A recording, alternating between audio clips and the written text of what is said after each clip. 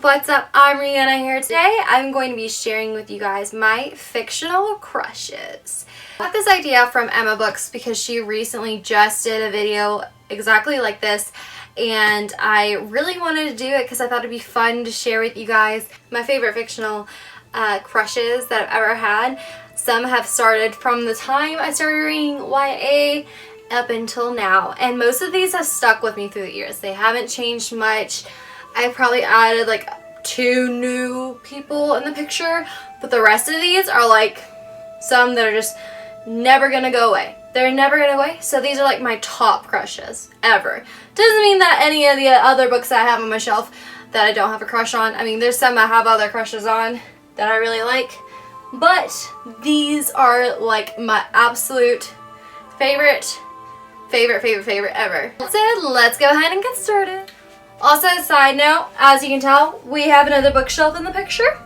This is bookshelf number 7. So the first guy that I'm going to show to you guys, or share with you guys, I should say, I can't really show you, he doesn't really exist, but this one is from one of my absolute favorite books growing up, and has really kicked my interest in YA thanks to one of my lovely friends in 7th grade that introduced me to this world. So with that said, I'm going to introduce to you Sam from Shiver by Maggie Stiefvater. Sam is just a wonderful human being. I guess he's not really human. He is part wolf. Anyways, so what I love about Sam is that he is a protector. He has always watched out for Grace growing up, and he always cared for her and tried to do the best that he could do. He was always just trying to go above and beyond and always try to protect her to make sure no harm ever came to her. He just was always kind of like our guardian angel to her, which I just think is so precious and so sweet, and I'm just in love with Sam. Like, he's just kind of that more like sensitive side of a guy that we kind of sometimes like, you know, but he's not like annoying. And he just fights for Grace, basically. He fights to be with her and just everything possible to make it work. And it's just, my heart just melts with him, okay?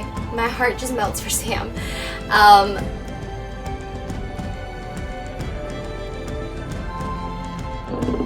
So now I'm going to introduce you to my second fictional crush, and that is Patch from the Hush Hush series by Becca Fitzpatrick.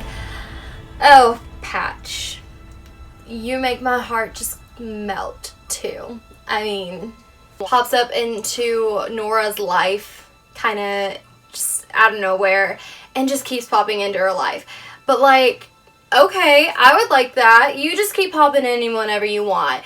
But I still don't really care for you and your personality because you're kind of, but then he just always knows how to say the right thing and is just like, okay, Patch, I see what you're doing. I see where you're going with this, but I'm not following.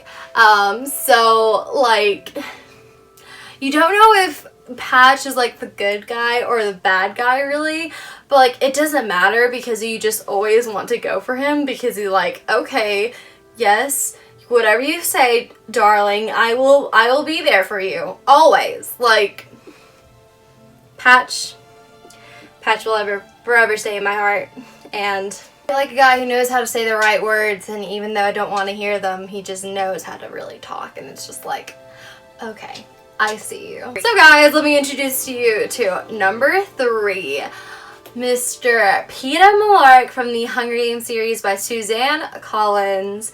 Yes, okay, my child heart will forever love Peeta. Okay, guys? Forever love Peeta. Now, I know there's friction, you guys, because some people were like, oh yes, Gale, all the way. Gale. No, this girl's heart was set on Peeta. Because, first off, Peeta, like, would give anything for Katniss. Like, do anything for Katniss. I mean, literally anything for Katniss.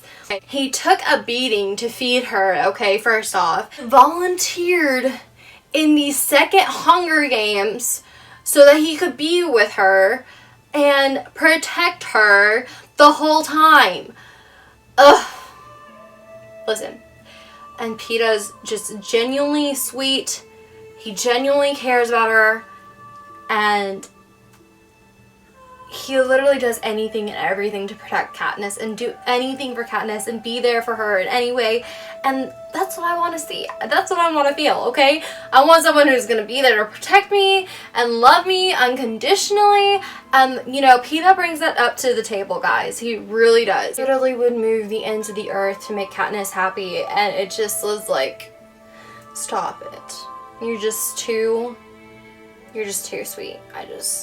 You make me want to vomit, but like in a good way. Fourth fictional crush I have is Noah Shaw from the Unbecoming Amara Diaries series by Michelle Hodkin. Noah's just very mysterious. You don't know a whole lot about him. You don't know what to think about him, but you want to know more about him. Like, what is going on through this mind? Like, why is he just so the mysterious guy, kind of badass guy? Like, what is he all about? Like, I want to know what all of that is about, okay? Like, Noah Shaw, let's just be real, okay? Noah helps Mara stay sane in some ways, but, like, kind of makes her think that she's hallucinating. But, like, he's the only one driven to kind of, like, help her, I feel like. That's what I get from it, at least. Like, he's the only one who actually is trying to, you know, help her, because she just suffered a very traumatic experience and barely really can't remember anything. And Noah is like, just kind of hangs out around with her, and it's like, okay, I see you. Okay, you see a girl falling apart and you're just gonna be right there with her. You're a little weird though, but like, that's okay. That's okay, boo. You are staying here right with me. So yes, Noah Shaw. Time to meet number 5. Augustus Waters from The Fault in Our Stars by John Green. Okay guys, I think that everyone's heart was melted by Augustus Waters back in the day. When did this book come out? I don't even remember. Okay guys, our hearts were melting back in 2012 because of Augustus Waters, okay? So Augustus kind of like steps into Hazel Grace's life and just expands her mind.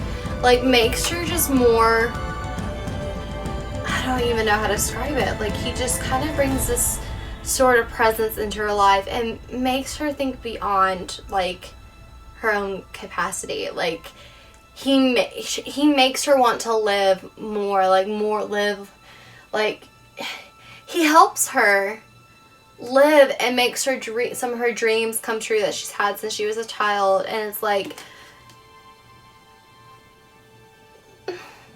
stop.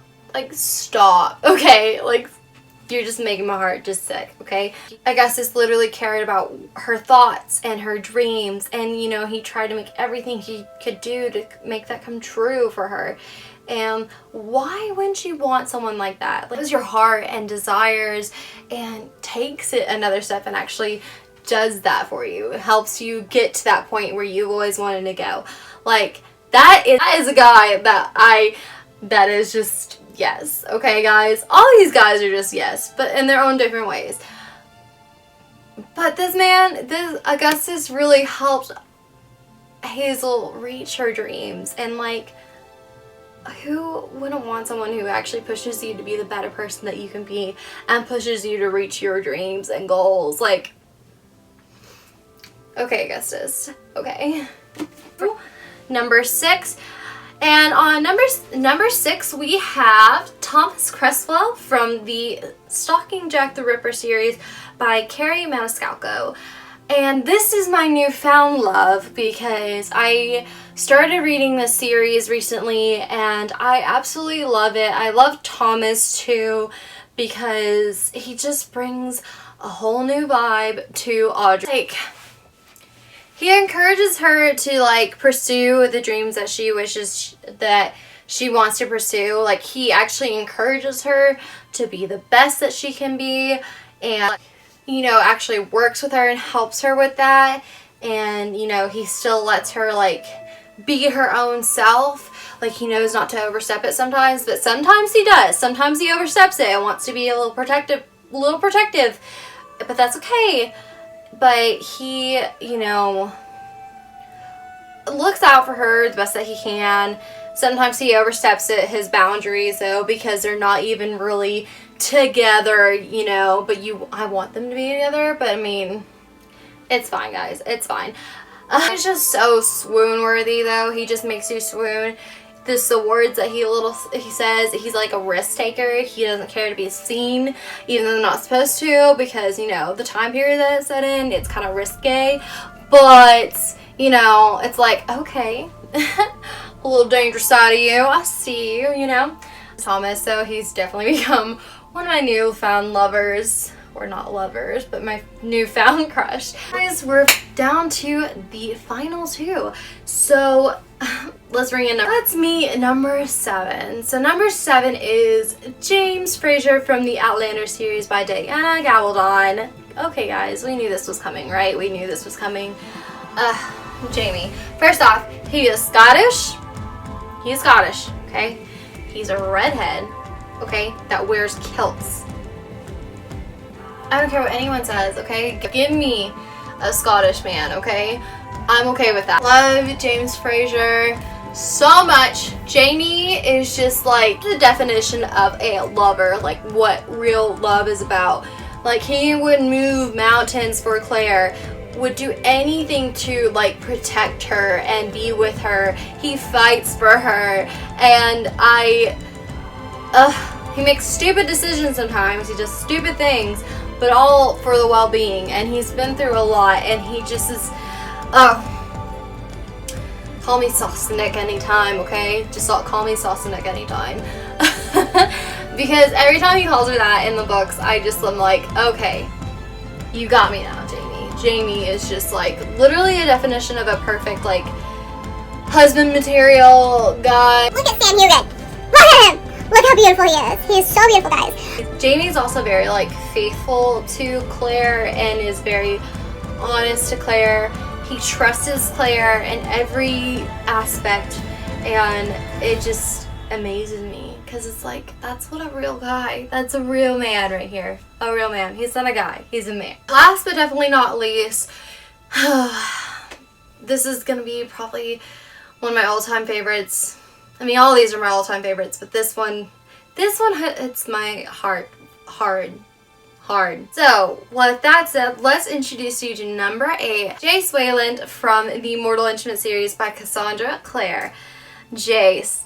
He is arrogant, first off. He is so arrogant, and I did not know how I was going to feel about his character at first, okay, when reading the series. I wasn't sure how I was going to take him because he was so arrogant, and I really don't like arrogant people in real life, you know, like, no.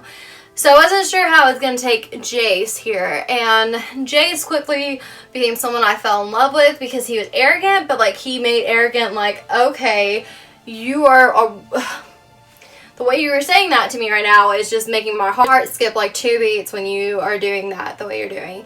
And you know, he's, like I said, he's very arrogant, but like, he has a very like protective side of him. Like, he has a like the sensitive side of him that he doesn't really like showing, but shows sometimes, and it's like, Jace, honey, I love you. Like, I love you, Jace. Please keep showing this. Like, I like both sides of you, no matter what. But like, he has this hard shell, and on the inside, he is just like as soft as can be and genuinely cares about people. He just has a weird way of showing that, and Jace, my number 1 fictional crush always. Just because I love to hate him at some points, and you know, he made my heart go all sorts of ways, but that's okay. I love him. Okay, so that's it for this video. I hope you enjoyed it. Well, I wanted to say one thing real quick. Once I hit 100 subscribers on my channel, I will be doing a bookshelf tour, so you'll know all the books I own, because in the videos that you see, I'm only filling on one wall, and I have 3 other bookshelves on the other side, and I want to share these with you guys. I love bookshelf tours personally myself, and I just thought I would set a goal so that I get to 100 subscribers, you guys get a bookshelf tour. So, yeah. Thank you guys for watching. I'll see you guys with another video very soon. Bye.